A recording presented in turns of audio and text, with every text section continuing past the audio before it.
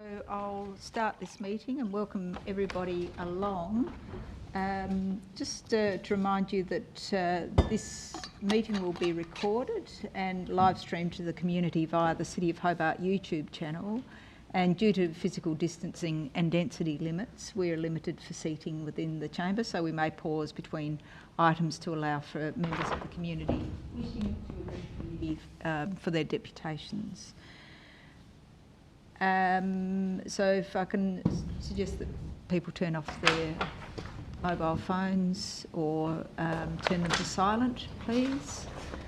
I'd like to acknowledge that that we meet on the land of the Muanina people and pay respects to the Palawa Pakana people of Tasmania La Trawitta, and pay respects to their elders past, present, and any First Nations people either listening or here tonight. We have all of the committee present, so we have Alderman Briscoe, Councillor Harvey, Councillor Duttas, Alderman Barakis and Councillor Coats. So welcome everybody, and Mr Noy and Ms Abbey as our manager and director, not in that order.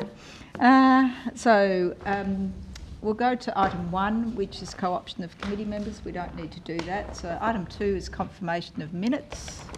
Alderman Barakis, thank you. Those in favour? Aye. Those against, the item is carried. We have some supplementary items. Can I have somebody move that? Moved. Thank you, Alderman Briscoe. Those in favour? Aye. Those against, the item is carried. Item 4 is indications of pecuniary and conflicts of interest. No, none. Any transfer of agenda items? No. Item 6 is hearing deputations, so we consider any items with deputations, and we'll do that first. Thank you, Councillor Harvey. Those in favour? Aye. Those against? The item is carried. We then we go to item 7, committee acting as a planning authority, and all of these are considered under the City of Hobart interim planning scheme. And we have deputations for item 7.1.1, which is 43A Pyrie Street. And the deputation will hear from Ms Danielle Gray and Mr Hayden Moore. If you'd like to come. Yes. Oh, it's just, you haven't got Danielle there? No, just okay. Myself. All right. Thank you. Thank you. So if you'd like to take a seat. Yes. And you have 5 minutes to address the committee. Thank you. Thank you. Do I need to pull the microphone down or anything like that? Yep, that'd be good. And okay. Speak up loud enough so that I can hear. Sure. Thank you. No worries. Thank you, committee. Just a brief statement. Won't take 5 minutes. Brief statement, and then also a request. I am Hayden Moore. I live at 30 Roop Street, which is the property immediately across the road from 43A Pyrie Street.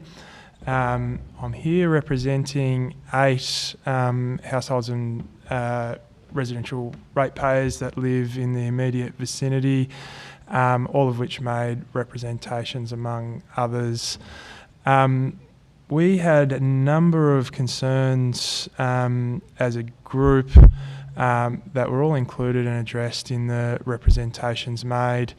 And we've also had Danielle, who's not here tonight, make an assessment of that final recommendation that was included in the papers for the committee tonight. That review was reasonably clear in its recommendations that the proposal as it currently stands is, and the recommendation that the council have made to committee members was legitimate under the current planning scheme. So we didn't really have too many grounds to appeal that decision or to ask the committee to make an adverse recommendation to that proposed to it by the council planning team. So while technically within the planning scheme, the short statement I'd like to make is that the residents in the immediate vicinity and those that have made the representations are still reasonably disappointed with the actual planning outcome.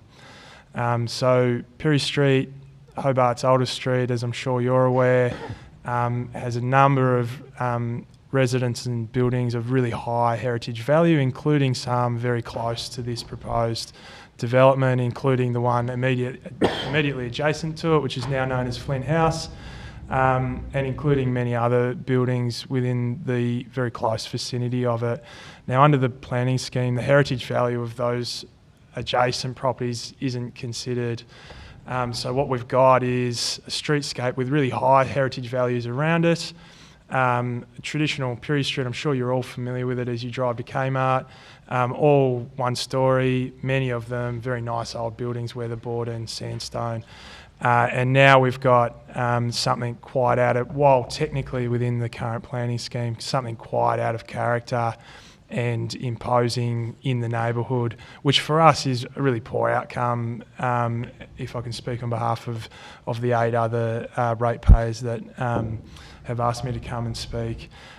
So what I have to pass on to the committee is reluctant acceptance that the recommendation is right. We don't really have grounds, particularly as the named condition is that it stays within the building envelope. So that's my statement out of the way. I do have a request for the committee, though, if you will permit me to make one, which is, given that it is such a proposal that's really out of character with the surrounds, and given that the surrounds have such high heritage value, my request, and on behalf of 8 other ratepayers, is that an additional condition be placed, which would be for the proponent to use colours and materials that are sympathetic to its surrounds. And I'm not quite sure of the technical wording, but muted and in keeping with the heritage values around it is something I'd be pleased for your consideration of as a reluctant neighbour of the new proposal. Thank you. Thanks very much. I'll open it to the committee for questions, and we'll start with you, Ordinary Risco, then Councillor Coats. Thank you, Hayden. So essentially you've got you accept the fact that it does fit in with the planning scheme now, if it fits in with the building envelope. Yep. I've just quickly looked at Google Earth of the current building there. It's not the most attractive building. No. Yeah. Yes, sorry. Yeah, so presumably, in a way, it would be an improvement. You did say that there were essentially single-storey buildings around there, but I've just noticed in that street there's actually quite a few double-storey buildings as well. So it's not only single-storey buildings. No, there are a couple of double-storey. That's right. And Flint House itself is a double-storey, although obviously it has its own heritage value and in its own right. On your first point, absolutely right. So the actual the grey brick building there is a bit of an eyesore. It is only low level. It is only at the single story. So, I mean, the irony for us is we actually welcome development there. It was just the scale and the size and nature of this development that we were unhappy with. We think that's a poor outcome for the overall street in terms of a planning outcome, but we do accept it's, I mean, basically, as I understand it, and I'm no expert in the planning scheme, if it fits within the planning envelope, there's only limited other discretions that can be made, and they all seem to be reasonably addressed within the conditions. So, as I said, A, happy for development, B, reluctantly accept that we have to deal with this scale and nature of development, and it's just a really basic request that for your consideration as to whether you we would be really pleased if the colours and materials used on this development would at least be in some way sympathetic to the other heritage values around it. Good, thank you very much. Councillor Coats. Thank you for that representation. Look, really I've just got one question, but a comment. Obviously we've yet to hear from the applicant, but I'm definitely open to your suggestion. I guess my question is, did you in any way feel consulted? Was there much contact made from the developer? I mean, you know, it is obviously something that we can discuss here and ask them, but you know, often these things are best done in direct contact with neighbours, and it appears a valid concern, if you like, or notwithstanding the fact that if it's a beautiful heritage street, often developers want to fit in. But did you have any contact at all? No consultation with any of certainly the 8 immediate neighbours, which I represent, which are the houses not adjacent to the property but across the streets on all sides. So no consultation. I mean, we found out through the advertising, council planning, development advertisements on the side of the building. So zero consultation, which is perhaps a little bit disappointing, but that's the process. Yep. Okay. Thank you. Any further questions? Mr. Moore, the impact from, I mean, do you regard there's going to be impact from overshadowing in your property? Because I know that, as you said, there's single story and fairly narrow. Is that your understanding as well? Yes, there will be, and that is outlined in the report. So we will be overshadowed. So outlined in our representation was concern around overshadowing. That will impact us. The advice we got is that overshadowing has to be to a fairly extreme level. There needs to be something like needs to encroach on a minimum of 3 hours a day or something, which is extraordinarily extreme in our view. But we will be impacted on it quite significantly, which was outlined in our representations.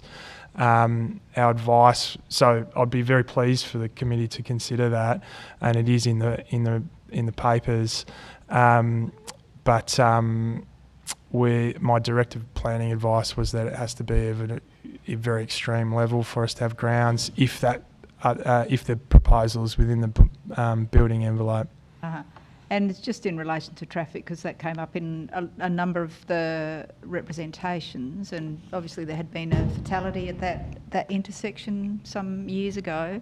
Do you feel that the traffic conditions are adequate to reflect the way that the traffic moves in that area?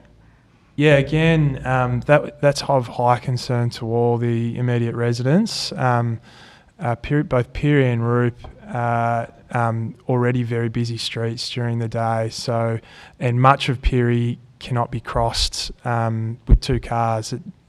There's large chunks of it that the flow is already prohibited, and we have a lot of trouble with parking and traffic flow. The actual intersection that this is on, there was a fatality there. It's considered by neighbouring residents as to be a dangerous intersection. There was a fatality there a couple of years, 3 years ago, 2-3 years ago. So in our view, particularly given the nature of the units, and parking, which as I understand is acceptable, but we expect to be overflow parking required in the immediate streets, and we do already have trouble with the streets in Peary and Roop being clogged up and traffic not being free flowing. Okay, thank you. Are there any further questions? If not, if you'd like to take a seat, and we'll get the applicant up in a moment. We'll just wipe down the area. Thank you very much. And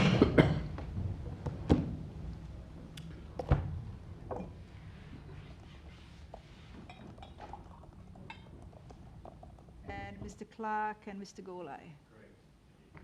Take a seat. Madam Chair, I'm just aware when we're waiting outside there were some other neighbours from Perry Street that were here as observers. So I think they're in the other room. I don't know whether it's appropriate to invite them in.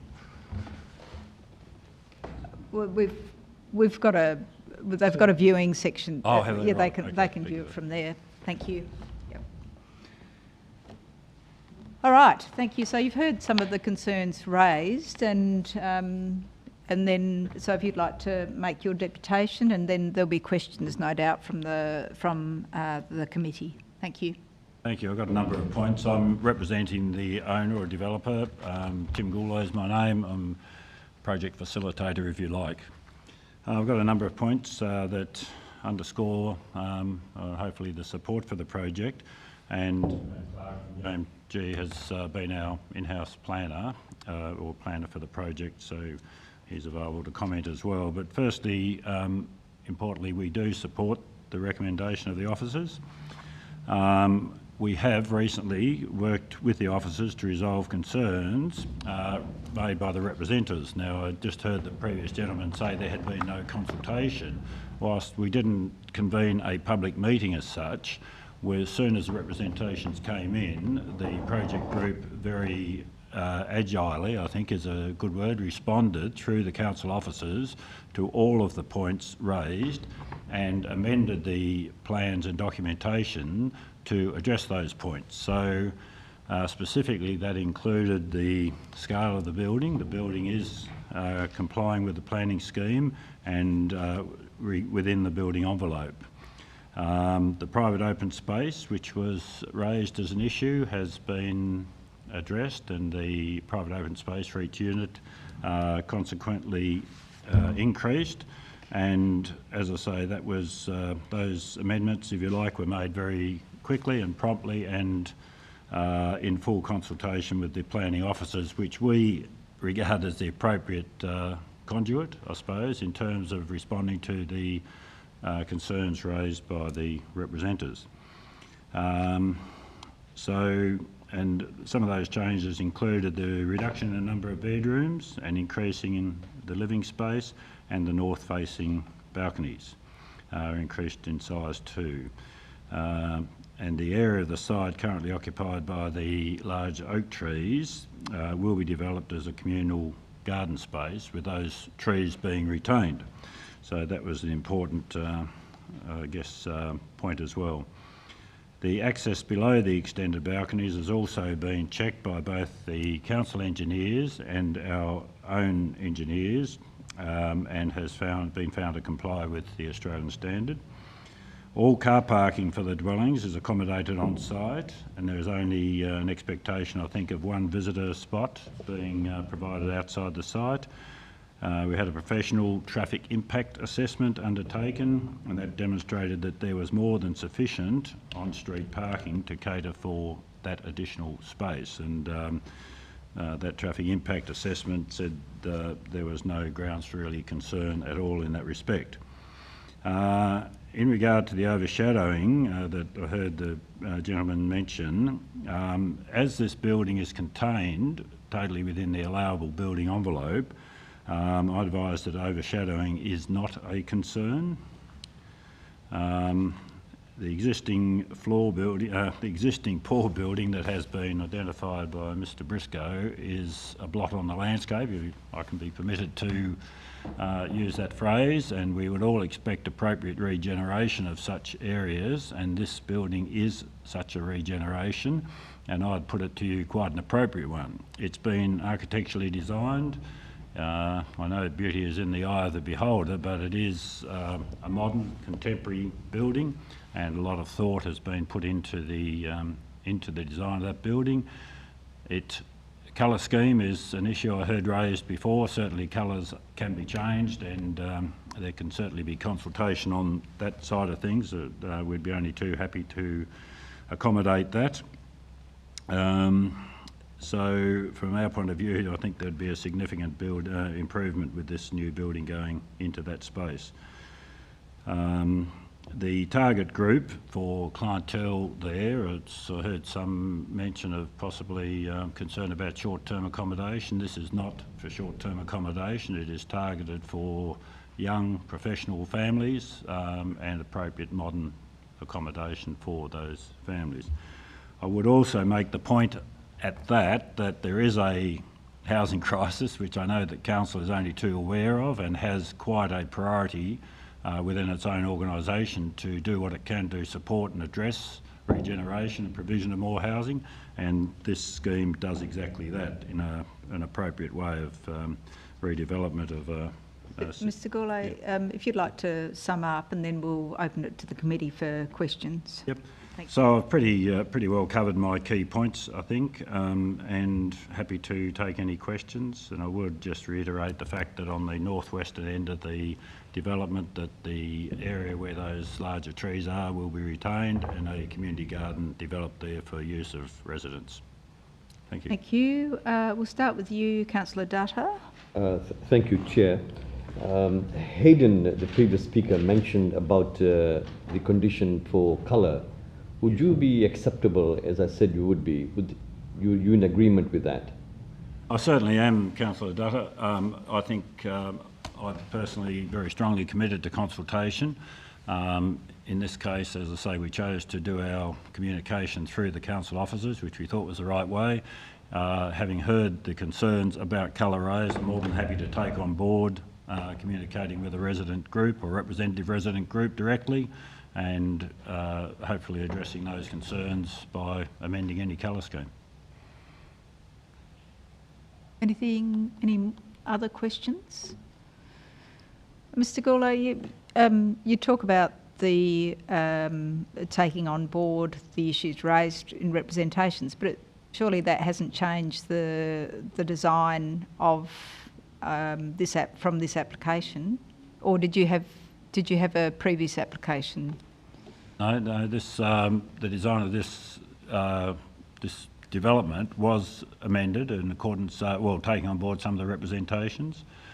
For example, there were some minor areas, I think depending on the heights, the natural ground height, which wasn't clearly defined, that it was possibly interpreted that the building was outside the envelope, the building envelope. That was clarified, and the building is within that. Certainly the reduction in the number of bedrooms was made as a result, so amendments to the floor plan and increase in the living areas. So there's some specific things that were changed.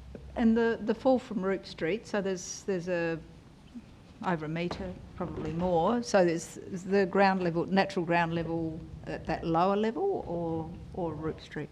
Without seeing a cross section or being able to point at that, I can't comment. But the building does step along the natural ground level contours, and as I say, it does lie within that building envelope. And obviously, this is. I don't think any of the representatives were concerned about losing the current building, but I'm just curious to know what sort of plans you might have for the main building, because obviously there's a that is yes. So that is on a separate title, Chair, and there are no crystallised plans that I'm aware of at this stage from the owner for that.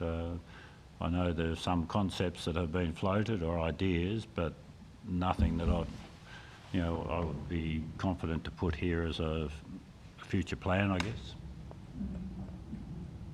Okay. Are there any further questions? No? Okay. Mike, Councillor Dutta? I have a few questions to ask. Oh, I see. Okay. Later. All right. If you'd like to take your seats again, thank you. And I'll open it for discussion and start with questions from you, Councillor Dutta, then Alderman Barakis. Thank you, Chair. Just two questions. Unfortunately, my computer has gone to sleep, so I can't refer to that. But I do note here that on page 59, a statement was made that the Google Street View, which was taken place in 2007, does not show a clock system in the vicinity. Now, do you think that information taken in 2007, do we have a more recent?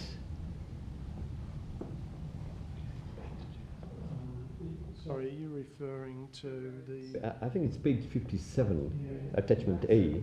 Page 59, third paragraph. 59, yeah. Third paragraph. But I think there are more recent street views. Maybe... back to it. Yeah, it says back to. Means it could have started. I think they've looked all the way back to 2007. From the present to back to. All right, okay, sorry. Okay, all right, okay. So thank you for the clarification. Okay, got it. So, thank you. And the other question that I have, Chair, is it refers to children's play. And I think from memory, I read that it said it's a small area. Now, do we have a definition as to, if that small area is reasonable or not? Yeah, I think in this instance we're talking about 20 square metres.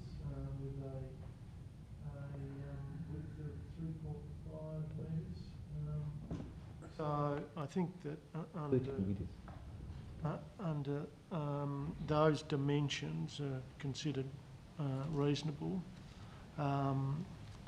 for those sorts of activities small children play. But as we know with this site, if there was more space required, then we have that communal space to the north of the actual buildings themselves under the trees. Thank you. So was it the concern that it was south facing, or that private open space essentially was, well, it doesn't matter under the directions that might have changed? Look, I don't believe so. Yeah. Okay, all right. Alderman Barakis. Thank you, Chair. Look, having heard the debate, and I had a couple of questions, but I think it was already asked with some of the other questions, such as which Councillor Dutta asked. I'm happy to move that with the condition that was suggested by the representative of the cladding and making sure it's to the satisfaction of the director. I think, whilst I appreciate the concerns of the neighbours and the representatives, ultimately this is a developer that's read the rules and done what's compliant within the rules, and when we've called for applicants to do that in the past and put something forward that is in compliant with the planning scheme, when they do that we need to be consistent in that, and I think this does, whilst there are some concerns there, it does ultimately comply. I think the suggested condition, and I'm glad that the applicants are happy to take that on board, will go some way into mediating those concerns and keeping the residents somewhat happier. But other than that, and as was noted, I'm not sure if it's, I know sometimes those planning considerations do allow for community and social benefits. I'm not sure if that's activated in this application, but I think it is appropriate that the applicant did note that the housing crisis that we're in, given that it's homelessness week, and this would put in much needed housing. So look, I'll leave it there. I think this is one that does tick all the boxes and meet all the rules, whether or not everybody on the council is comfortable with it. So I'll move that. Thank you. Councillor Harvey. Chair, could I just get an evaluation of the heritage nature of this area? Because it's not in a heritage precinct, but there's a lot of heritage houses in that precinct. Could the director just explain to me why this is not? Is this an anomaly? Have we missed this precinct when we were doing all the heritage overlays? Yeah, look, I may refer that one to Ms. Waite, who's... Ms. Waite, do you want to come up to one of the microphones, please? Thank you. And I guess the other part of that question is, if this had have been a heritage precinct, would we have had a different outcome? Ms. Waite? Yes, through you, Chair. This property is, the only part of it is the property known as 43 Pyrie Street, which is Flint House itself. So this parcel of land is not heritage listed, and it's not within a heritage precinct. So the only parts of this proposal that fall within the heritage provisions are the minor works to do with the driveway and fencing and some other minor works on the heritage listed parcel of land. So the precinct across the road is the Newtown 4 heritage precinct, which is essentially bounded by that other side of the street and is focused on the Newtown Road area. The other nearby precinct is the Flint Avenue precinct, which is again a very small precinct that focuses purely on Flint Avenue. So, through you, Chair, did the subdivision have an impact on the heritage status of the property? If Flint House is a listed house, and this was part of Flint House and then subdivided, as I understand? Through you, Chair, I'm not exactly sure of the history of the subdivision or the history of the land parcels. I have a feeling that they may be maybe sort of well ensconced, I think, in in that site. So how far back they go, I don't know. But yes, this corner parcel is not individually heritage listed. Okay, all right. Thank you, Chair. It's just this would have been a different outcome had this have been part of a heritage precinct, I assume. Yeah. Alderman Briscoe. I must commend the applicant here in modifying the development application that got put for council after reading the representations. I suppose the surrounding streets are full of mixtures of houses from the 1920s, 1930s, right through to the colonial period. And this is the contemporary, it seems to me, a very exciting looking development, even though it might, in my view, be probably one story too high. It seems like it's a very contemporary, architecturally designed and well thought out. Now, some of the things that the applicant, or one thing comes to mind, 5 bedrooms have been reduced by 2 to 3 bedrooms, although we can't condition that. The applicant has indicated that they will go down to 3 bedrooms. And I think it will bring, that Hobart is a story of contemporary buildings within the heritage buildings area. So I think this is a good fit personally, and well done to the applicant for adjusting the development application. I hope all applicants do that as subject to the representations. Any other questions or comments? Harvey? Chair, yeah, look, I will be supporting this tonight. I don't think we have any other option here. It's compliant and across the board by the looks of it. I do have sympathy for the neighbours who would have liked a less grandiose design, I suppose, but such is life.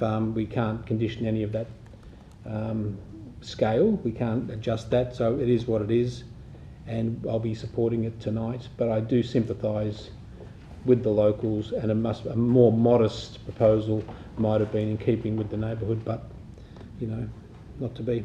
Thank you. Ms Wade, I've just got another question, if I may.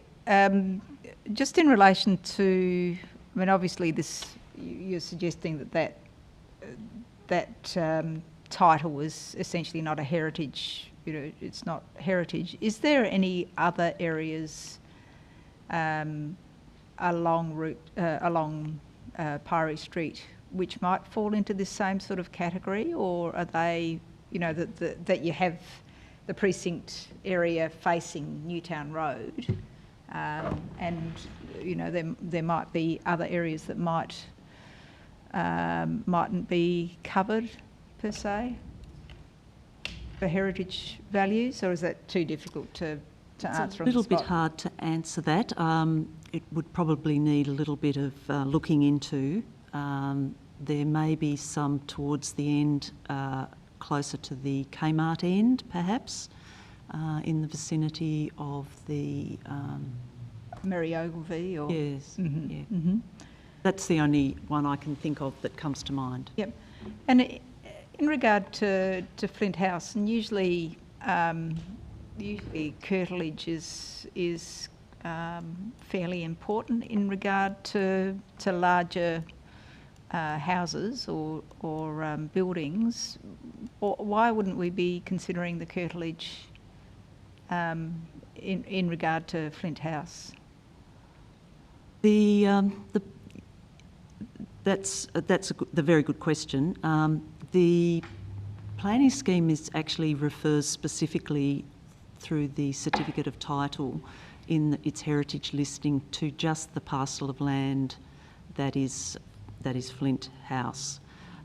So yes, in some respects it probably should have had a larger curtilage, but the listing didn't actually refer to this particular parcel of land and so on. So under the previous planning scheme, we did have the ability to consider adjacency and so on, but not under the current scheme. Okay, thank you. Mr. Noy, a question for you.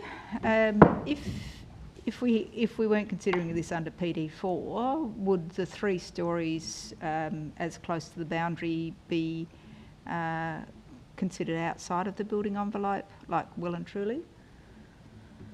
Look, I don't believe so. I think PD4 did have some changes to the rear boundaries, but I don't think that... Not the most recent changes, the Yeah. changes before. No, look, I think this deal would have complied, the building envelope. I don't think it's changed that significantly that would have been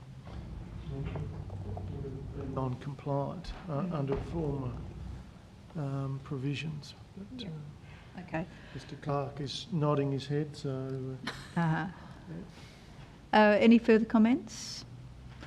I mean, I've just, you know, like I have quite a lot of sympathy for the representors who, you know, like this is 3 stories versus 1 story across the road. I think it just seems like an anomaly, and I don't know how much.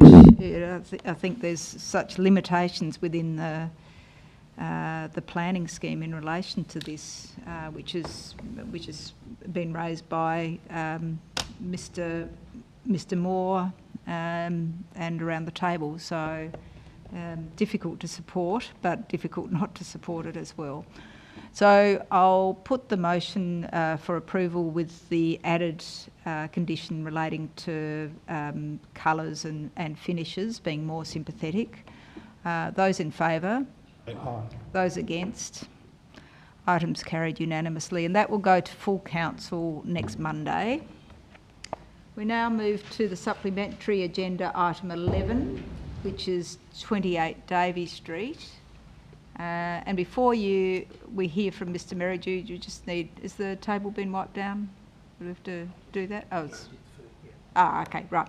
Okay, so we'll hear from Mr. Merridew, if you'd like to come up to the table, please.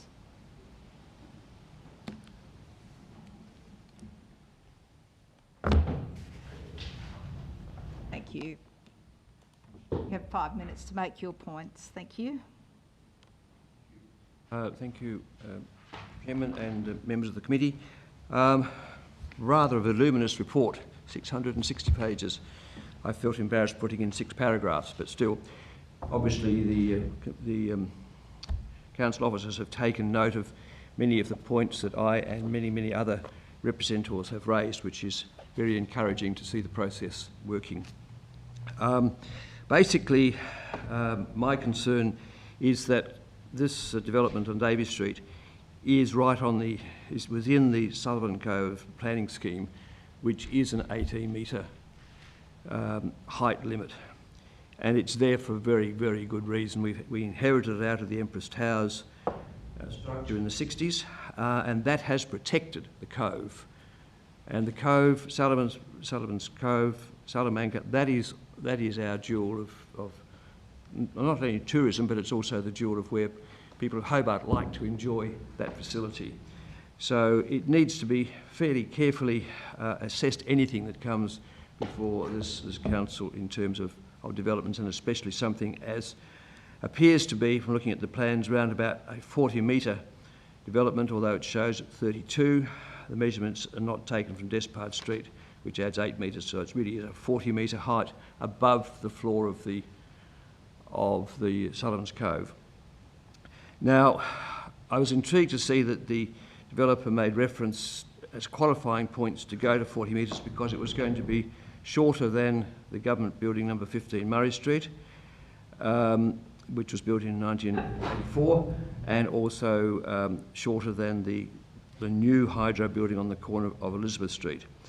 Now, those 2 buildings, including number 10 Murray Street, are all of the unimaginative and late brutalistic period, a decade or so older than number 10 Murray Street that was demolished.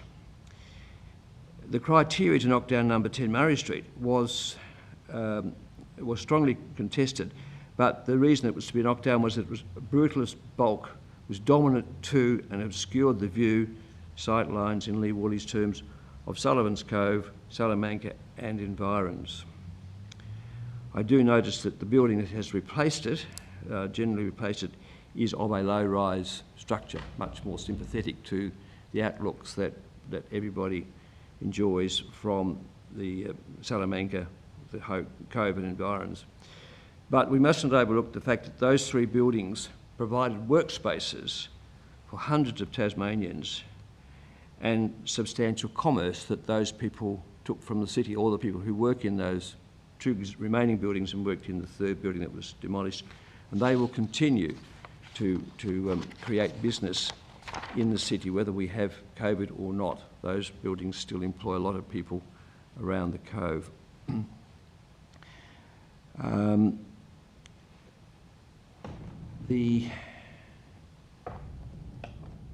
If the DA as sought at 40 metres was approved, I've asked the question, what would be the position should someone seek to put up a 40-metre tower on the Telegraph Hotel site, or Peter Johnson's Chandlery, or your Civic Square, even on the Siemens Mission building. Those are all buildings within the historic heritage area of this area. So once you approve one, then that becomes a measurement for further applications. The other thing, of course, with my heritage hat is that the proposed 28 Davies Street is very close to our much respected heritage buildings.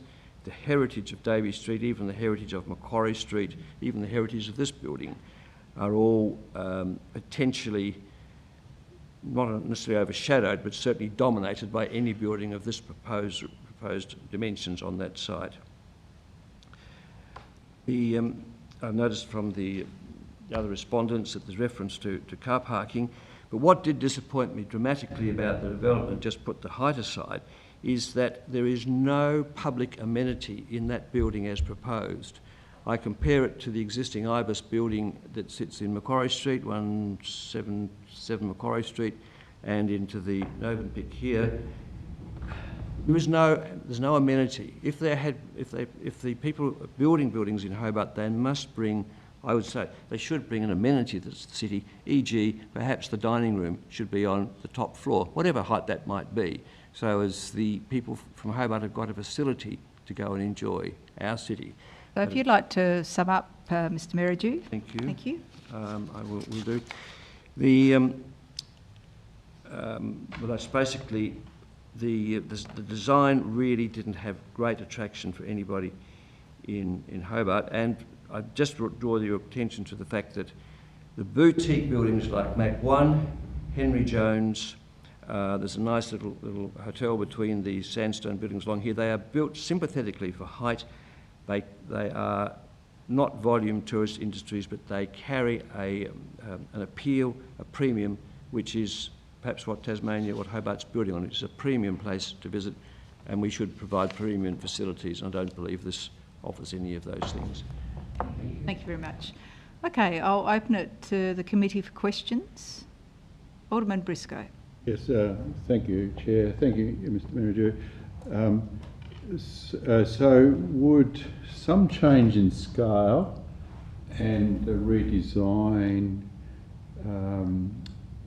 would be more satisfactory? For example, if they brought it down 2 or 3 stories and did some work with the dining room, which I agree with you should be facing towards the waterfront, and perhaps a bit higher, as you said, and maybe some changes in the public access to Brook Street. Could you envisage a design based on what they've done now to be acceptable to you? I think we look at the case of what happened with the Novenpick. It was proposed at 72. The council sent them away to come back at 52. They came back at 62, and we now have it at 62, which is incredibly dominant of that whole heritage strip of Central Macquarie, Elizabeth Street Mall, Post Office, this area. Anything that goes here has got to be, I think, more respective of the height structure. I mean, the 18-metre height structure is there for a reason. Now, they'd probably have to knock, what, from 40 back to 18, knock 5 floors off it. But, okay, it is still possible to build something on that site much more conducive to the area, but I don't believe just cutting a couple of 2 or 3 floors off the top, which is what happened with Movenpick, is really going to give us the building that is applicable to the heritage area, sympathetic to the heritage area, it's not the best way to approach. I mean, we've got very few sites left on the waterfront that we can develop, and to me, it is just an Ibis hotel with different cladding. Yep. It's not the sort of facility that the site warrants and the city would expect. Thank Thank you. Any further questions? So I'm just curious to your consideration of this proposal to the Treasury Building in Franklin Square. Sorry, say again. I'm curious to hear your consideration of this building were it to be approved in relation to the Treasury Building and Franklin Square. Well, clearly if it was approved in its 40-metre dominant form, it would be way out of keeping. I mean, this is where we sit, where you sit, where Franklin Square sits, and where the administration of Tasmania's government has sat for 200 years, is a significant part of the charm of the city. And anything of this dimension is dominant to the whole character of Macquarie Street, Davey Street and the Cove. I don't think you're suggesting I should design something with a sandstone facade only a certain height. But no, I was just talking about my point is we have to be so careful what we do. Sorry. I was just talking about the importance of those buildings and the square in relation to heritage. Alderman Barakis. Thank you. Just a quick one in response to that last comment, Mr. Merridew. Just, you know, you said a few times that this building would be just so unreasonably dominating in the area. I'm just looking on, I've got page 68 of the report in front of me. It's the same size as the building next door to it and smaller than at least one of the buildings very, very close by. I'm just wondering how that would be so overly dominating to the area if it's in line with a couple of buildings that are already in that immediate vicinity.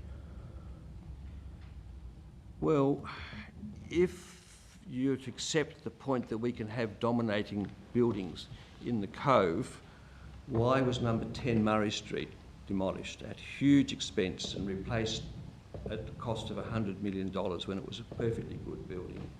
Perhaps there was reasons other than the size of it as to why it got demolished. It was demolished because it was deemed as a brutalist, ugly structure dominant of the Cove and Salamanca.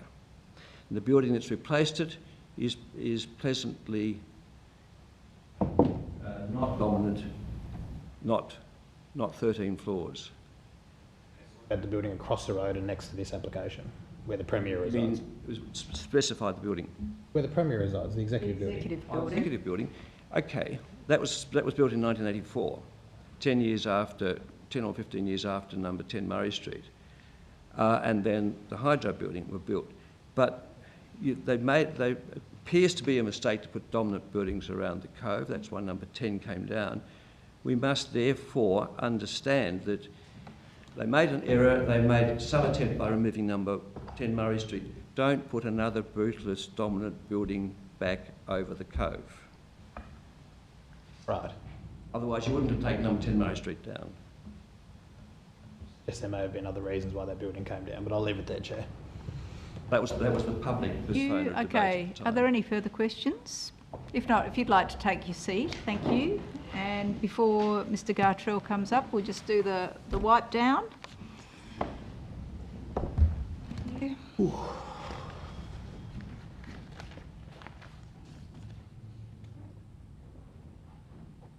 Thanks. Right, Mr. Gartrell, representing the applicant. Hello. Thank you for the time to speak to you tonight. You've heard some of the concerns raised by Mr. Merridew, and no doubt you have some other things to raise, so please go ahead. Yep, so as you would be aware, there are 6 reasons for refusal tonight. points 1, 3 and 4 relate broadly to the height, bulk, form, urban detail of the building in relation to heritage, adjoining buildings and overall visual prominence. So I would just like to address those 3 points initially. If you've got the plans in front of you, sheets A010 and A013 provide some context elevations. Through you, Chair, refer to the page number of our report.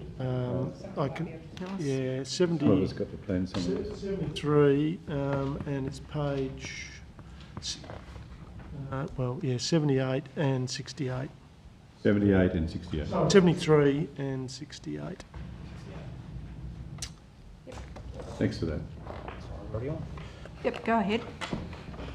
Just in relation to those elevations, you can see from those elevations that the building to a certain extent is required to respond to a large variation in building forms. So we have the Executive Building, the Hobart City Council Building and the Hydro Building, as well as some historic buildings as well, such as the former Mills complex. The proposal sits at a slightly lower height than the Executive Building. It is 4 stories higher than the Hobart City Council Building and approximately 2 to 3 stories lower than the Hydro Building. Those section diagrams illustrate that, and I'll touch on this a little bit later. The key heritage buildings adjoining the site, the former Mills complex specifically, is primarily, in our view, interpreted from Brook Street and Morrison Street, where there are large sections of the facade is visible. Along Brook Street, the proposed building sits behind the Mills building, which ensures that the Mills building, when viewed along Brook Street, remains prominent within that streetscape, despite the proposed building sitting behind. A large section of the Mills facade is also visible along the end of Despard Street. However, due to the orientation of the street, this facade is less visible from public spaces. Notwithstanding, the interpretation of this section of the Mills building will actually be enhanced as a result of the proposal, with visitor rooms and the cafe along the Despard Street elevation oriented to provide greater interpretation of this section of the Mills facade. The civic works, including the new staircase and interpretation panels that will be provided, will also contribute to the public and visitor interpretation of these buildings that's not currently available. In relation to the visual prominence and external finish, along Davey Street, the Hobart City Council building is substantially more prominent within the streetscape, as it represents the longest and largest facade within that elevation. This is illustrated on sheet A025, which provides sort of a 3D perspective from the junction between Elizabeth and Davey Street.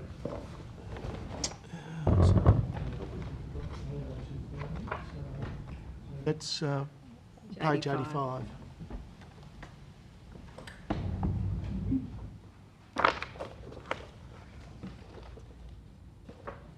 Okay, so just in relation to that particular page, due to the orientation of Davey Street and the buildings fronting it, only a relatively small portion of the proposed building can actually be interpreted from that point of view.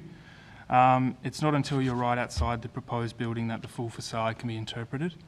As a result, from a streetscape perspective, City Council building will rightfully and positively remain the most prominent within that streetscape from a number of points along Davey Street. Another key view of the building is from the Brook Street Pier. It's important to note the renders provided are artistic impressions.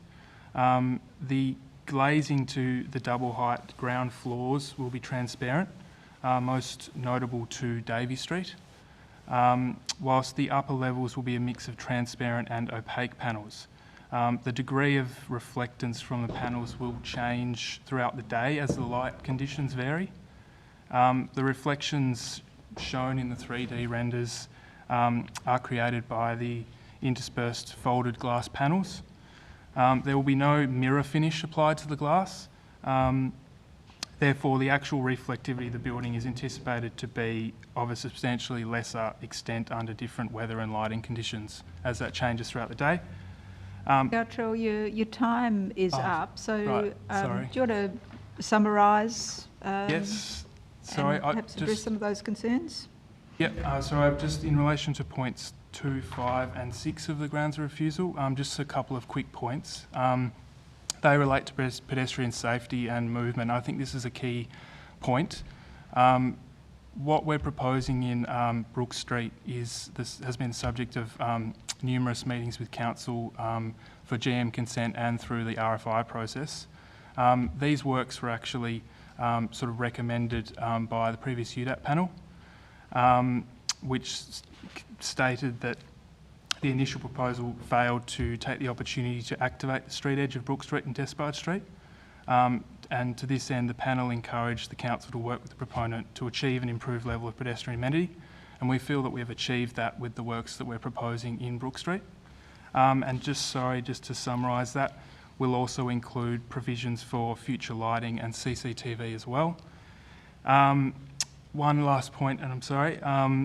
The removal of the existing stairs in Brook Street will actually allow the existing cove wall to be re-exposed, allowing further interpretation of that for the public as well. And just my last point, just quickly in relation to vehicle safety. We don't have dedicated pick-up and drop-off facilities. That was the result of Davey Street and Despard and Brook Street not necessarily being suitable for that type of facilities. And that was generally agreed with State Growth as well. So that will occur ideally in surrounding streets where there are existing Skybus locations and taxi drop-off areas. Alrighty. Okay, so if you remain there, and I'll open it to the committee for questions. Alderman Barakis. Thank you, Chen. Through you, just in regards to those sort of last couple of points that you raised, and just going through the report, so one of the bigger issues I have is the pedestrian access, and just noting what the officers said, and I'll ask them some questions as well. With that one and the issue about traffic management, the stop-offs and pickups, especially talking about Davey Street being the bigger issue there, they don't seem to be, they're big issues and that they need to be addressed, but they don't seem like issues that are insurmountable in addressing. If you guys were given the opportunity, do you think that's fixable to the design, or is this something that you guys can't budge on? In terms of providing dedicated drop-off and pick-up, or? Well, addressing the solutions, addressing the issues that are borne out in the report on those items, like the pedestrian access not being sort of visually prominent or accessible enough for public, that it's not seen as a public walkway part of the building itself, like those kind of issues. Is that something that you could address if you were given the opportunity? Yeah, certainly. I think one of the items raised as part of the UDAP discussions was whether we could potentially modify the internal lift location slightly to make that more clearly accessible for people coming in from Brook Street. Yep. And certainly signage is another way of ensuring that the public are aware that the staircase is publicly accessible, and as well as the internal stairs and lift structure as well. And I suppose the same goes for, I'm not asking you to give the answer how you'd fix it right now, I guess, but I'm just, would it be possible for you guys to find a solution without completely upending the design of the project to the traffic and pick up and drop off issue?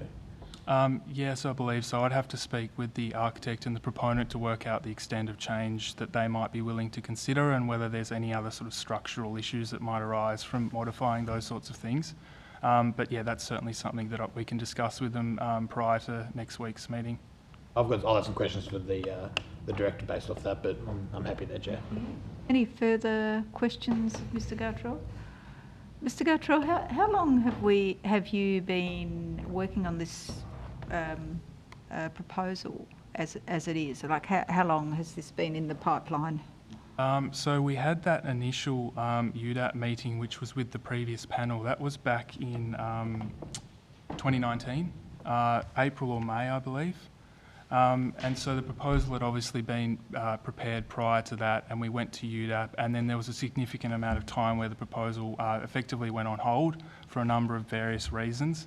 And then the project was picked back up sort of the middle of last year, roughly, and that's where the current proposal has arisen from. Okay, so midway through last year, 2020? Yeah.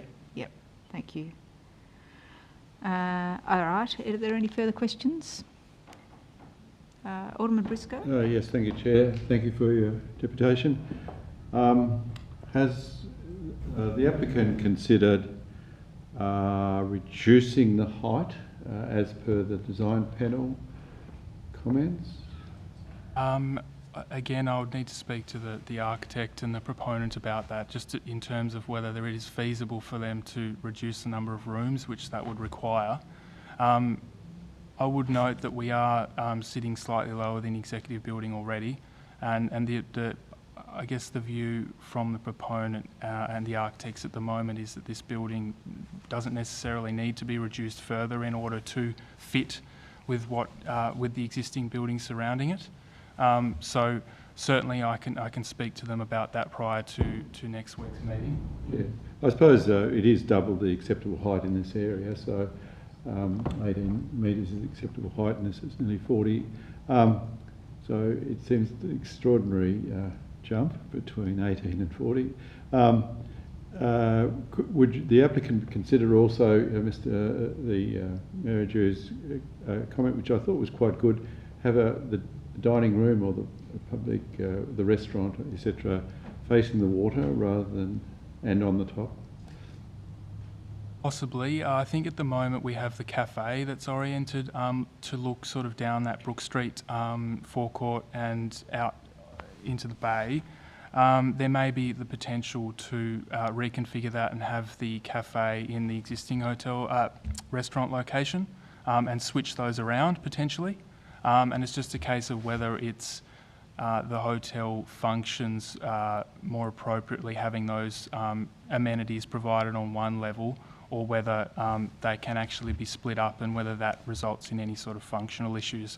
But again, it's not something we've talked about initially, so it would be something I'd need to check with the proponent and the architect on that as well. Yeah, and just finally, if I'm allowed, Yes, Chair, thank you. to do with the economy, Mr. Merridew was wrong with the amount of money they spent on the Parliament Square was over 200 million, and there's a 5-star hotel being about to open this year sometime. Can you make any comments about basis that we may not ever get back? We may have, for 5-star hotels, the market may be smaller than this proposal envisaged. Would you like to comment on that?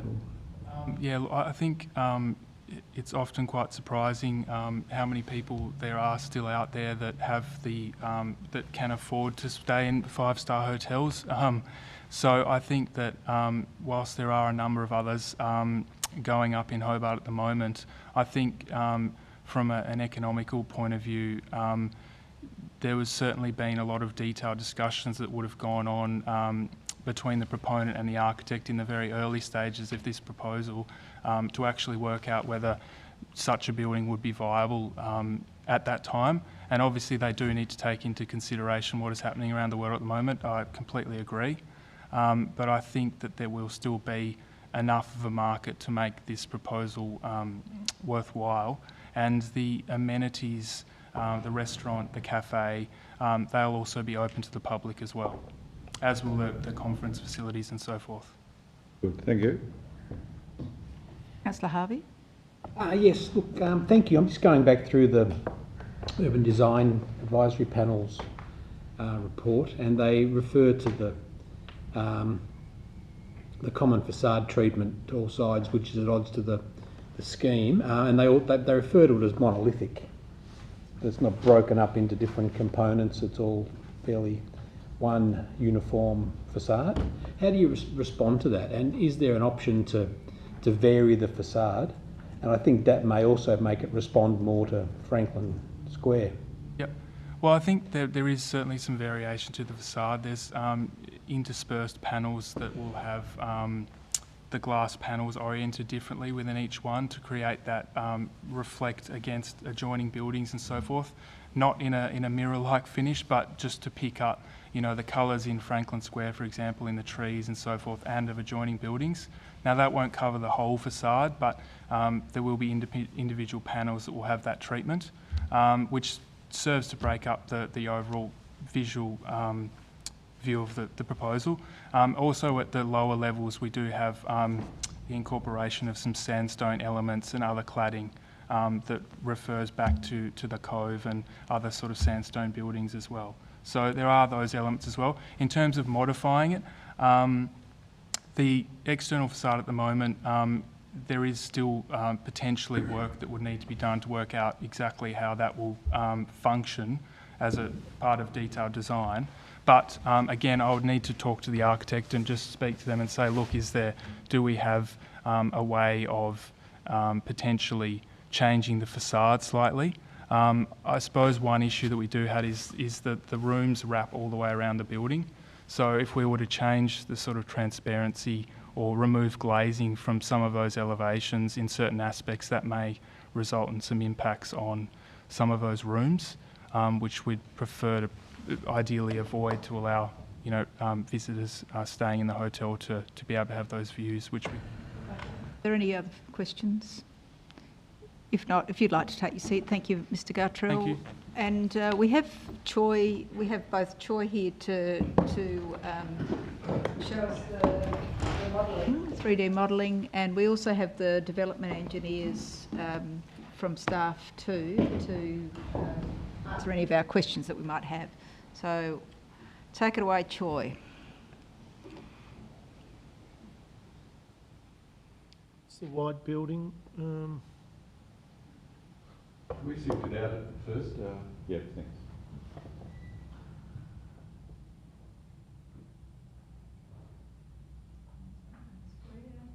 Is it called the cube, is it, or something? Got a very cubey look to it. It's got a large, I don't know what the front meterage is.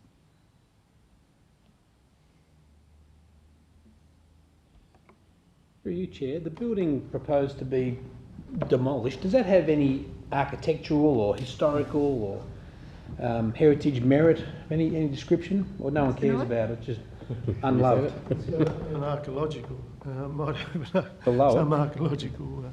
Yeah, I've worked in it, it's got zero. Absolutely zero. Fair to say that it hasn't got. At the lower warehouse area, is it from Brook Street? Yeah. What period did it date from? Miss White, do you know what period the original buildings on that site are?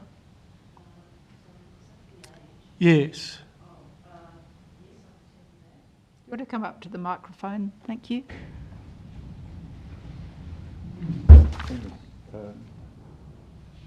Maybe in Brook Street. Yeah, let's drive up Brook Street, yep. You can't get too far. Where the public slide should be, and not coming down Davey Street. The tunnel. Not in the water, Joy. Public slide, I'll vote for that. Thank you.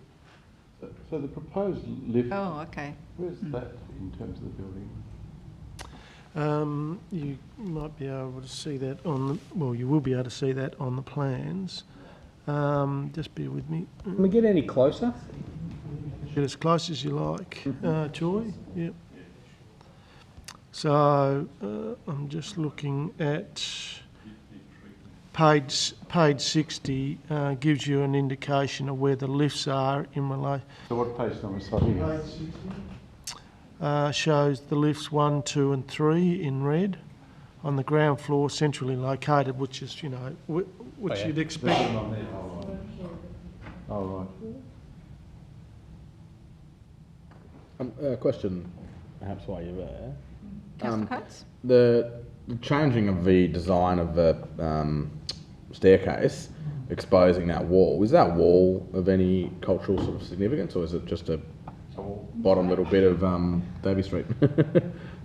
Escarpment, isn't it? Through you, Chair, the staircase in the existing staircase is a place of archaeological significance. It represents the historical connection between the cove floor and the escarpment. So there has been a history of connections between the cove floor.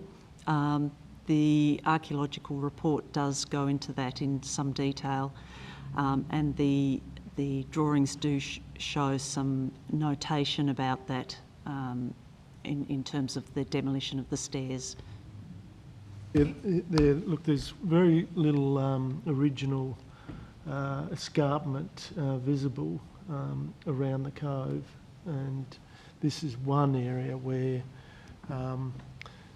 the physical form, even though it is covered, is potentially readily available if those stairs were removed. So, proposed new public, the proposed new staircase, can the officers think of conditions you could put on that to make it more like it is a public staircase? It's not part of the hotel development. What would you do?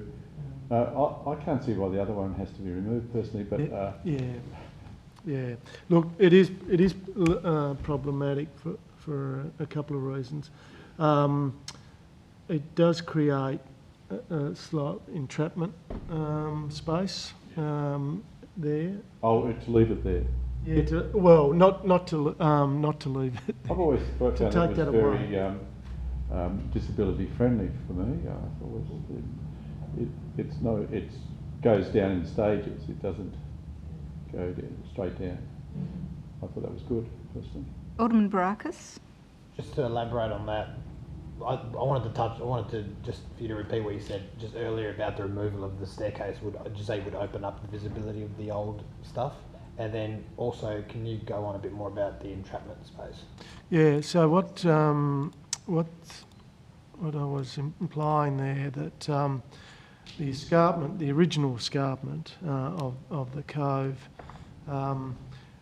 in fact, you don't need to fully remove the stairs that are currently there, because part of the escarpment is still visible. With the agapanthus. Yes, it's covered in vegetation.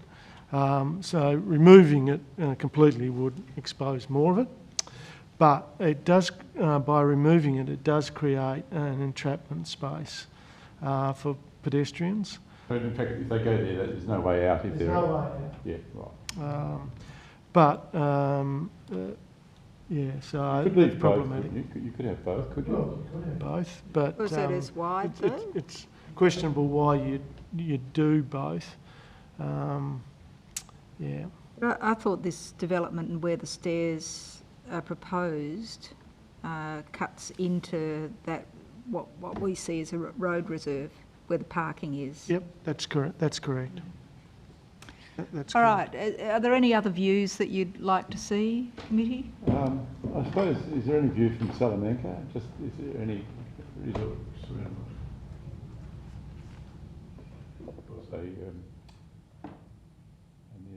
So, through you, Chair, how close? Sure. I know this is probably a tricky question, but for this to comply, how much effort would it take? And have we tried to get it to comply and we haven't been successful? When I say we, I mean you. I think it's fair to say that we did raise concerns, and that was conveyed in the report, but the applicant wanted to pursue this proposal as currently. So if they took the advice of UDAP, then they would be close to compliance? Well, they would be certainly closer to compliance, yeah. Alderman Barakis, then Councillor Dutta. Thank you, Chair. Just off the back of that, through to the Director, what's our timeline on this as far as when our deadlines are? I think it's the day after council meeting, so it's the 10th. Or, so if we wanted to defer it, we would need their consent to do so. Well, you could have a special before council, but look, there are They wouldn't have time to change anything. no, and look, Re-advertise, surely. yeah, there's be significant changes required to address the concerns of UDAP and the officers, and that would require a re-notification. I'm fairly confident in that. You know, there's the facade, you know, the fenestration details, there's the bulk and the scale of the proposal. Yeah, there's the movement in and around the site that's problematic. So there'd be a number of things, and you know, picking up on your earlier point, could they modify it to address some of those? Those most definitely can, but it's not a simple exercise. Councillor Dutta? Thank you, Chair. I move the recommendation, having had the discussions Thank and you. the points made. Thank you. Thank you. Further discussion? Alderman Barakis? Thank you, Chair. I'll be brief. I think, look, just taking on board what the director just said, I won't attempt any deferrals or anything tonight. But I might suggest I'll be voting against the refusal, but it might be a matter of conversation for the next week as to the best way to go about this in full council. I think this is one that, you know, there are issues with it, but much like the hospital, much like the other fragrance development on Sandy Bay Road, where there were issues with them, we were able to defer them and come back, and some did argue that they were reasonably substantial changes that were needed, but the result that came back was a positive one. Otherwise, the council wouldn't have approved them. I think the hospital is the best example of that. There were some changes that were significant enough to address the concerns of the majority of council. So I think once again, when and if we haven't actually heard back from the applicants themselves, when and if there is a willingness to meet the council, meet the community halfway when there are concerns, and when that's done in good faith, I think the only outcome there is better planning outcomes. I'll be voting against the refusal, but we will have to wait and have those conversations throughout the week and come back and discuss this in full council. But I'll leave it there, Chair. Thank you. Alderman Briscoe, then Councillor Harvey. Thank you, Chair. Look, I think I'm going to take a line from Mr. Merridew, who said it's a 100-year decision. Now, reading the archaeological report, which I thought always gives you a great insight, this was part of the grounds of the original government house. It was in Franklin Square, or roughly in Franklin Square. And it took ages for it to be developed because presumably it was right on the escarpment. And there wasn't any colonial development here. Maybe there was steps of some kind, which doesn't seem to be a lot of evidence for it. But it to me it's a site which is crying out for development because they're pathetic buildings. Because I used to have board meetings with an organisation in it, and it's a crumbling building. Absolutely dreadful building. In fact, I've always argued to retain heritage buildings, but that is no merit at all. So I think we all agree that this site is a site that should be redeveloped, but I think it should be done respectfully, in respect to the planning law, and the planning law indicates that the best acceptable solution is 18 metres, and some sympathy for the heritage buildings in front of it, and a lot of sympathy for the a design sympathetic to Franklin Square and the heritage buildings of the Treasury block. So I'll be supporting the motion for refusal, but I do have a niggling thought that Alderman Barakis is right. If a redesign came back to us, and in my view it could be possible to meet the planner's objections to this. So I think whilst I'll be refused tonight, if there was a deferral agreed by the applicant at the council meeting, I may agree with it, depending on the debate. Thank you. Councillor Harvey. Yeah, Chair. Look, Choy's making me a bit airsick as he's moving around there, but thanks, Choy. Thank you. But we're lucky and fortunate to have such a sensational building that's the council centre across the road, opposite Franklin Square, a stone's throw from Murray Street with its sandstone heritage buildings. We've got the unfortunate hydro building there and the executive building, which in today's world wouldn't have been approved. Is that just, can I just clarify that or check that?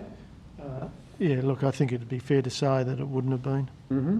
So any relationship that is suggested between this current proposal and the executive building, I think is cancelled out, because the executive building is not a good example of what should be there. And I just think the site, as I think Alderman Briscoe might have alluded to, deserves much better. You're a stone's throw from Parliament. This is the most important precinct in the city of Hobart, and I would like to think that we end up with something sensational, almost akin to what's happened behind Parliament with that development behind Parliament, the parliamentary building, and the removal of 10 Murray, which at the time I wasn't sure about. But I do appreciate Mr Merridew's comments with regard to removal of that building, which has allowed that site to be turned into something else, even though we don't own it. It's on the market, I think, at the moment. But yeah, I'm confident that refusal is the right decision tonight, because I don't think this particular building has the merit for this particular site. So I'll support Councillor Dutter's recommendation for refusal as per the officer's recommendation. Councillor Coats, then Councillor Dutter. Thank you, Chair. Look, just very quickly, you know, at the end of the day, we have an urban design advisory panel to give us an expert view, and I think Councillor Harvey sort of hit it on the head when he read out, I thought, particularly powerful, their comments in regards to the monolithic nature of the facade. That said, I think Alderman Brackus raises some strong points that this isn't the final decision necessarily tonight, and there is still scope, because, you know, ultimately I think everyone can agree that, you know, that site is one where something needs to happen to activate it, and I think there are some very good things in this. You know, I mean, ultimately having the escarpment more visible from a heritage ground will be good. I think obviously modernising the amenity in that area and being able to use it appropriately is good, but like ultimately we're here to make a decision against a planning scheme, and, you know, I think the officers have outlined very valid reasons, and yeah, look, I look forward to seeing what may come back later, but in this case I'll be supporting the refusal. Councillor Dutter. Thank you, Chair. Having read the arguments presented by staff, I think application has really been made to the criteria, and it hasn't met the provisions, and I think there is a very strong ground for that. Not only that, but I think in addition, I would endorse the statements made by a number of speakers already, and I think they've made some varied points. And the other point for me is also very important here, is that the Urban Design Advisory Panel's position on this, you know, is a very vital one for us to take on board, and therefore I think, you know, I stand strongly in the opposition of this. Thank you. Yeah, I agree that there are clear reasons for refusal, and the concern that I have is the scale of this building, and particularly, I mean, it's not a comparison to the tallest building across Brook Street from it. I think it should be much more relevant to the Cove floor, but also the former hydro building, the council centre. To suggest that we should, and the applicant can withdraw before the council meeting when we decide this, but I just don't feel that this is the way to do planning, to have it come in this form where it's obviously up for refusal from the council officers, from the input from the Urban Design Advisory Panel, and yet the suggestion is that it, you know, that we could send it away and bring it down a couple of floors or just make a few changes to the outside of it. I don't think that's the best way to do design or to plan to do planning. So I really don't want to see this occurring on a regular basis. I don't think it is fair on representors and those members of the public or perhaps neighbours who may have concerns in relation to such a development that might have come to us in other contexts. Chair, so you weren't supportive of the process that the hospital in Newtown went through? Well, because that was the same process. Well, this is a different one, but we are seeing this a lot. So we did see it with the former conservatorium. Yes, and it worked, didn't it? Well, I didn't support that one. I certainly supported but the next one worked as well. You know, when we looked at that, we compared it to buildings that hadn't been developed. So, you know, like there were criticisms, and I am critical of this approach, and that is my opinion. Yes, so, I'm not questioning that you've got an opinion. I'm just questioning whether it's not shared by all of us, really. Because I think there are ways of coming to some kind of compromise. Very expensive way, and it does string it out for people. So, yes. You know, it's almost like an ambit claim, Alderman Briscoe. So this is Councillor Dutta's motion. I'll put that. Those in favour? Aye. Those against? Show of hands. Those in favour for refusal? Alderman Briscoe, Councillor Coats, Councillor Dutta, Councillor Harvey, and Deputy Lord Mayor. And those against? So the motion is carried, and that will go to full council next Monday, unless there's a withdrawal beforehand. Thank you. All right, we'll move right along to 7.1.2, which is 40 to 50 Mole Street and adjacent road reserve. I'm happy to move that item. Thank you, Right agenda. Councillor Harvey. Discussion. Alderman Briscoe. Yes, look, I think it's a long time coming. The only concern, I think it's addressed somewhere, I read, that the traffic lights will be coordinated with the traffic lights in Macquarie Street, isn't it? Macquarie Street. And will it, apart from the peak times, will it be on demand crossing Mole Street? Because if it's not, if it's just on a cycle, we could be holding up traffic there. Yeah. Look, the lights are controlled by State Growth, so they do manage that synchronising between Macquarie and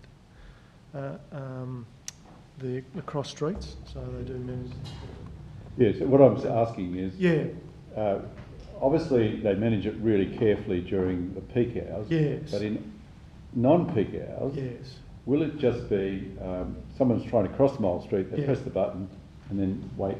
Yeah. It won't be like a cycle that there's the cars piled up in Mole Street and there could be no one crossing. Yeah. It's not just for pedestrians, it is for vehicles coming out of Collins Street and also out of the car park. So it will be triggered. They normally trigger those changes with magnetic loops within the road. So so in simple terms, yes, it should. So is it a condition of approval? Those matters are controlled by State Growth. So we don't have control over the synchronising or the control over the operation of those lights. We have control over them going in that location, but not over their operation. That is state government controlled. Many months ago, maybe years ago, when this was first proposed, I suggested that we have a different colour on the road. Is that part of the planning application? I thought that was subsequently addressed as, in the city infrastructure meeting. But the answer is yes or no. Is it going to have a different colour? I mean, we do notice it in other places where there's bikes and pedestrian, because it is a. Well, look, perhaps we could leave it as a question on notice. Then, if you're not, I'm happy to take that on notice. Thank you. I appreciate that. Councillor Harvey. Thanks, Chair. So this has been a long time coming and been well debated over a number of years, I think. and negotiated to get to where we are. But I think this is an important component of the bike network in Tasmania. Could you just confirm that, Director, if you're not too busy there? Yes. It is, Chair. Is he texting? Certainly have plans for Collins Street to be the main, I suppose, west-east corridor through the CBD. We'll have much more substantive plans coming before Council in due course, but this is first and foremost a safety issue at this intersection. We know that this is a major crossing, not only for cyclists but for pedestrians, and there is conflicts from time to time at this intersection, so it just makes a whole lot of sense. The owner of the property, you would appreciate it, was fully supportive of transferring some land to accommodate this arrangement, so that's been greatly appreciated at minimal cost to council. So it's a win-win, as often heard around this table. Yep. Well, sometimes it's a win-win-win. I always thought it was always a win for him, but anyway. But Chair, just to finish, I do think it's a bit of a milestone to get the planning approval done. And what's the time frame for having this the buttons ready to press? Yes, it's a very good question. I'd have to take that on notice, but my understanding is that we have already gone out for a preliminary contract for work, so I'm happy to provide some further information in relation to that. Thank you, Director. And look, I commend the motion that I moved. Hopefully we have unanimous decision here. Okay. Page 314, Director, has a picture of the proposed traffic light, and it's obviously just a pedestrian crossing, motifs. Yep. Will there be specific bike crossing very good motifs? And I know I presume that's the one across... 362, I think I'm being advised. Oh, thank you. What am I... 362? Hang on, here we go. No wonder I couldn't make sense out of that one. So... and thank you, Ms Obi. In fact, there is different colour for the cycle crossing there. Alderman Briscoe. Thank you. So I can take my notice off with notice. And I've answered that. There's your post tonight on Facebook. Those lights... So those lights are going to represent bike crossing lights as well, are they? Bike crossing points. Yeah, I'm just looking at the motifs, but certainly the space is well marked. I don't know if it's still legal or illegal to cross on a bike if there's only a pedestrian. But they might have modified that over the rules.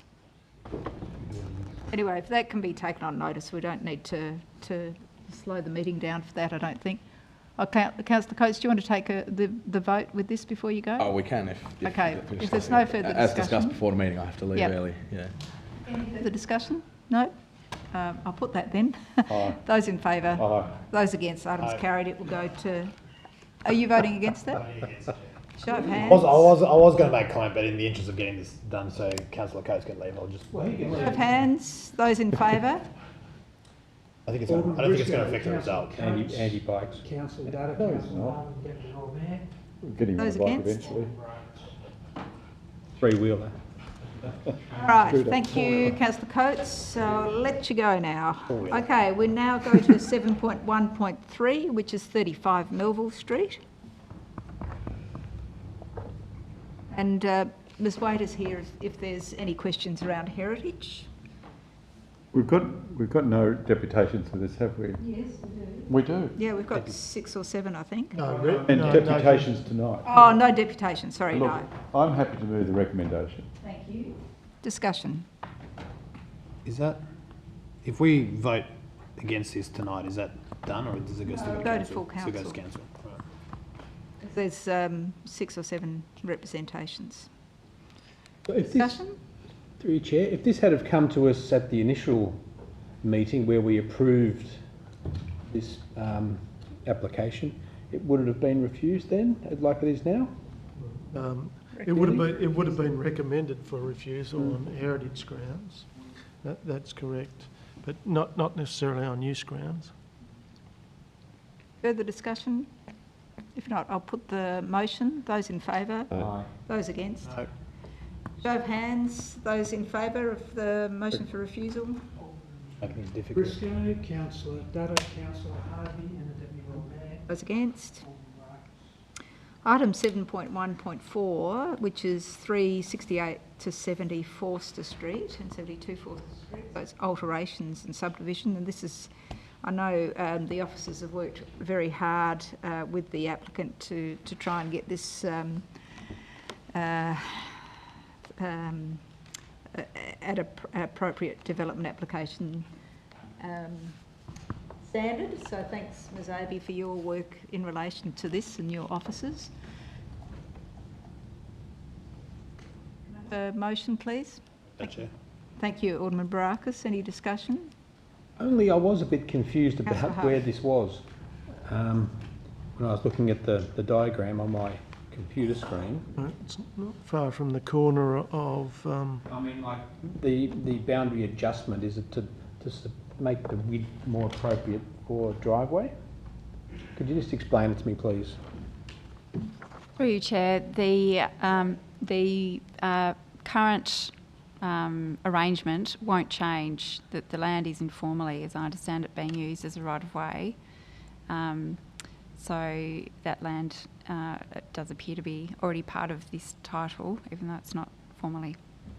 On page 910, I think, illustrates where that right-of-way is, and so my understanding is that right-of-way will formally be severed from council's land and adhered to the adjacent property.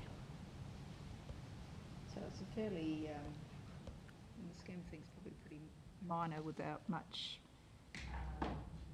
impact on neighbours. I think the neighbour who raised the representations concerns were ameliorated. Yeah. Any further discussion? If not, I'll put the motion as moved by Alderman Barakis. Those in favour? Aye. Those against, items carried. We go now to item 12 on the supplementary. Happy to move that. Yep, thank you. So that's 120 Pottery Road. Thank you. Discussion? No discussion. I'll put that. Those in favour? Aye. Those against, items carried. That doesn't come to council, does it? I don't. All right. Move now to reports. Item 8.1, which is the Southern Tasmanian Regional Land Use Strategy Amendment. Alderman Barakis? I'm going to move that, Chair, and I think, for one, I think it's completely reasonable to let them be the masters of their own destiny, and I think, especially given that it's Homelessness Week, the intent of this, I think, is timely and welcome, so happy to move that. Further discussion? I totally agree with Alderman Barakis, Chair. Thank you, Alderman Briscoe. Absolutely, totally. Any other comment of addition to the discussion? Okay, I'll put that. Those in favour? Aye. Those against, items carried. A2 is advertising report. Then we'll Thank you, Councillor Dutta. Anything of note? There are a number of items with works in the road reservation. No particularly significant items tonight. Okay, so Copley, it's 4 multiple dwellings on Copley Road, and it was, the 520 Sandy Bay Road, which is next to the Red, is it the Red Chapel or whatever that church is. So it's partial demolition, alterations and partial change of use to dwelling. Was that a manse or is it a church hall? Okay, so $30,000 doesn't, it goes a long way by the looks to change it to a dwelling. God doesn't need Touche. much humanity. That's a tee-up. Right. Right, so who moves that? moved. Councillor Dutta, thank you. Those in favour? Aye. Those against, items carried. 8.3 is to receive and note the delegated decision moved. report. Thank you, Alderman Briscoe. Those in favour? Aye. Those against, items carried. Item 9, questions without notice. Councillor Dutta. I have a question. Let me just put this in context, Chair. You know, statements were made very strongly and categorically at the special council meeting on the 27th of July by an elected member that the 21 grounds given for refusal of the cable car was not accurate because some of those grounds of refusal were duplicated and should have been grouped or consolidated. For example, grounds 7 and 8 pertaining to biodiversity, which could have reduced the number of grounds of refusal. My question is, isn't it true that each ground raises a separate matter under the planning scheme or Wellington Park Management Plan, and even if some of the grounds could be and were grouped or consolidated, the number of areas of non-compliance would still remain at 21? You're asking me or the director? The director. Director. Simple answer to that is yes. Thank you. Any further questions? Alderman Briscoe. When would the exact cost of the assessment of the Wellington Cable Car Company assessment be known? I hope that we would receive the final invoices in the next 2 to 4 weeks. Okay, thank you. No further questions? All right, I'll ask that somebody move that we close this meeting. Thank you, Councillor Dutta. Those in favour? Aye. Those against, items carried, and that concludes